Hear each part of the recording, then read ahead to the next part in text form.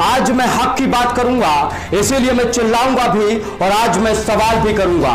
आज मैं हक की बात करूंगा उस मासूम बच्ची की जिसे इंसाफ नहीं मिल पाया और वो मौत की गोद में चली गई।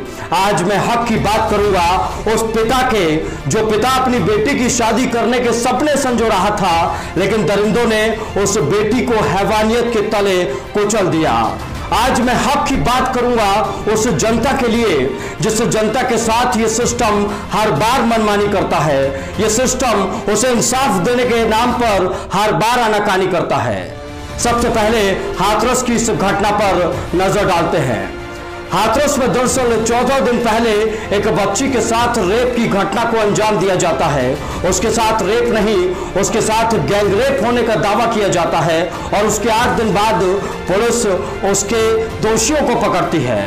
वो लड़की लगातार अस्पताल में इलाज करती है, लगातार वो मौत से लड़ाई करती है, लेकिन इलाज के 15वें दिन वो दम तोड़ देती है। अब तमाम लोग सड़कों पर उतर आए हैं, कह रहे हैं दलितों के साथ वो अन्याय हो रहा है, कह रहे हैं दलित की बेटी है इसलिए इंसाफ नहीं मिला। इन तमाम तस्वीरों को देखने के बाद समझ आता है कि आज लोग जाति पात में किस तरीके से बटे हुए नजर आ रहे हैं। अरे यहाँ पर एक बेटी के साथ दरिंदगी हुई है। वो बेटी किसी भी धर्म की हो सकती है, किसी भी जाति की हो सकती है, वो बेटी किसी भी कुनबे की हो सकती है। हमें जानना होगा और हमें समझना होगा कि ये अपराध हर बार गरीब को परेशान करते हैं।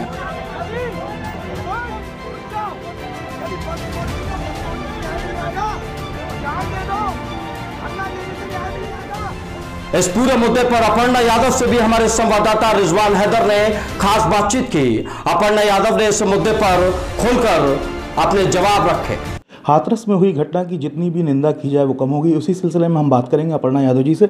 अपर्णा जी, क्या कहना है आपका इस घटना को लेकर? सबसे पहले तो मैं ये कहूँगी कि जो भी कुछ हुआ है वहाँ पे, अभी इस पे उतना ज़्यादा शोध हो रही है कि उस बच्ची के साथ दुष्कर्म हुआ या उस बच्ची के साथ दुष्कर्म नहीं हुआ। इस पे जाने की आवश्यकता हमें नहीं है, क्योंकि उस बच्ची को निर्ममता से पीटा गया और इतना ज़्यादा पीटा गया कि उसकी कॉलर बोन तक टूट गई, उसकी स्पाइनल कॉर्ड तक टूट गई, कितनी ज़्यादा दरिंदगी करी गई होगी। तो मैं चाहती हूँ कि ऐसे दरिंदों को फांसी पे लटकाया जाए।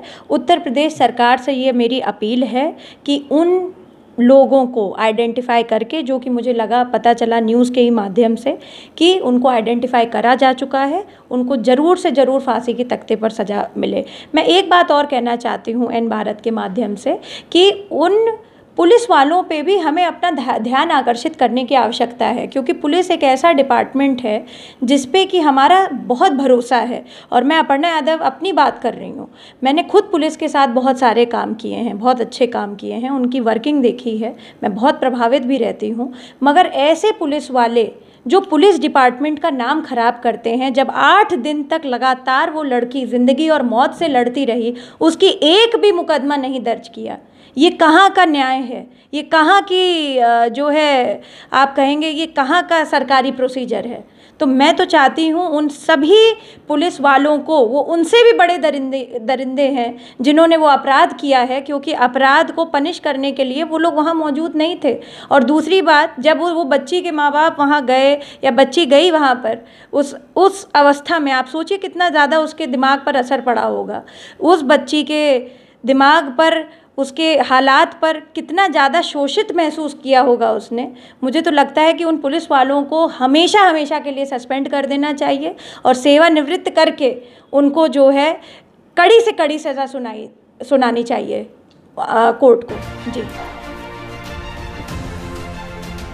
हाथरस में बच्ची के साथ दरिंदगी की तस्वीरें पूरा देश देख रहा है और इस पर यूपी सरकार से सवाल भी किए जा रहे हैं। सवाल आज हम ये पूछेंगे कि एंटी रोमी स्क्वाड का क्या हुआ, और अगर एंटी रोमी स्क्वाड वाकई में काम कर रहा होता तो इस तरीके की तस्वीरें सामने नहीं आती।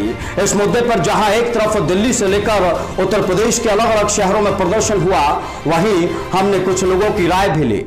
तरह के जो अपराध है यूपी सरकार में लगातार बढ़ते जा रहे हैं। योगी सरकार को इस चीज़ का ध्यान देना चाहिए।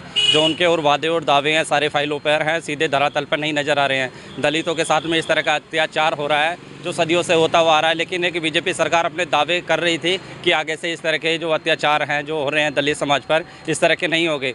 सरकार जो है केवल जातिवाद पर टिकी हुई है। जातिवाद का मुद्दे उठाकर वो कार्य करती है और हिंदू मुस्लिम को अलग अलग बांटती है। इस दौरान दलित को भी बांट दिया गया है, इसलिए उस बच्चे की कोई सुनवाई नहीं हुई है और रेप होने के बाद में उसकी जीभ को भी काट दिया गया है ताकि वो अपनी जुबान से ये दर्दनाक घटना को बयान ना कर सके। बिल्कुल, वास्तव में बड़ा जघन्य अपराध है और दिल दहला देने वाली घटना है ये। पहले एक बच्ची का रेप होता है, उसके बाद उसके गले की हड्डी तोड़ दी जाती है और फिर वो किसी को ना बताए उसकी जुबान तक काट दी जाती है। ऐसी घिनौनी अपराध के बाद फिर उसकी जो बच्ची है उसकी रिपोर्ट में भी घपला कर दिया जाता है। जो मेडिकल परीक्षण है उसमें भी जो रिपोर्ट थी उसकी वो भी निगेटिव कर दी जाती है और बताया जाता है मेडिकल परीक्षण में कि बच्ची के साथ कोई गैंगरेप जैसा अपराध नहीं हुआ है। प्रियंका गांधी से लेके जो बसपा सुप्रीमो है मायावती, वो भी सुबह से इस पर ट्वीट कर रही है। प्रियंका गांधी कुछ ही देर में पहुंचने वाली है हाथरस। वहां पर जाने के बाद वो परिजनों से मिलेंगी। लेकिन सबसे बड़ी विडंबना यही है कि सरकार में जो सरकार के नुमाइंदे हैं खुद वहाँ पर हाथरस में जो सांसद हैं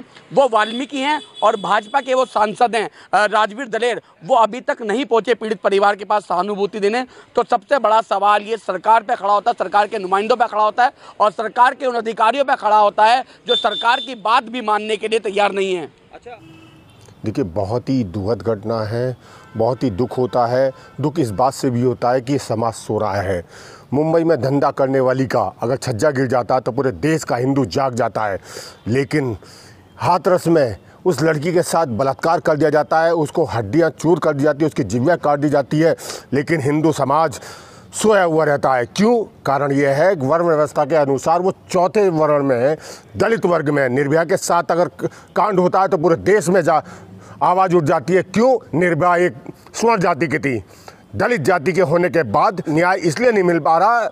हिंदू धर्म में सबसे ज़्यादा हिंदू धर्म की रक्षा करने वाला वो स्वच्छकार समाज है जिसकी बेटी के साथ आज बलात्कार हो रहा है, रेप हो रहा है, उसकी बच्ची को मारा जा रहा है, सताया जा रहा है। लेकिन हिंदू धर्म की रक्षा के लिए सबसे ज़्यादा ये समाज आगे रहता है। इस समाज को सोचना होगा, अपनी जो चौथे वर्ण व्यवस्था है उसको त्यागना होगा, इस धर्म को त्यागना होगा, तभी आपको श्रेष्ठ समाज में जाना होगा। ऊंचे समाज में अगर आपको जाना है तो इस धर्म का त्याग करके, हिंदू धर्म का त्याग करके आप किसी अन्य समाज में जाइए और श्रेष्ठ बनिए, वरना आप दलित रहोगे तो आपके साथ यही होता रहेगा। जो हाथरस की इस बच्ची के साथ गलत हुआ है यह हम सबको मानना होगा। हाथरस की इस बच्ची को इंसाफ दिलाना है यह हम सबको जानने की कोशिश करनी होगी। लेकिन इस बच्ची के साथ हुए जघन्य अपराध को अगर हम जातियों में बांट देंगे और कहेंगे कि फलां जाति की बच्ची के साथ ऐसा हो रहा है, तो ऐसे अनेकों मामले अब तक सामने आए जहां पर अन्य जाति की बच्चियों के साथ जघन्य वारदातों को अंजाम दिया गया। इन तमाम मामलों में पुलिस का ढीला रवैया सबसे बड़ी वजह है और पुलिस के सिस्टम को बदलने की जरूरत है। फरियादी जब लगातार पुलिस स्टेशन जाते हैं, अधिकारियों के चक्कर लगाते हैं, तो उनके साथ इंसाफ नहीं किया जाता, उनकी शिकायत को हल्के में ले लिया जाता है और उसी का नतीजा था विकास दुबे और उसी का नतीजा है हाथरस का यह पूरा मामला। हक की बात में आज मैं यही कहना चाहूंगा कि हम सबको ये बात समझनी होगी कि हक की बात हर हिंदुस्तानी के हक की बात होनी चाहिए, हक की बात हमारे भारत की बात होनी चाहिए, हक की बात यहाँ की जनता की बात होनी चाहिए। जय हिंद।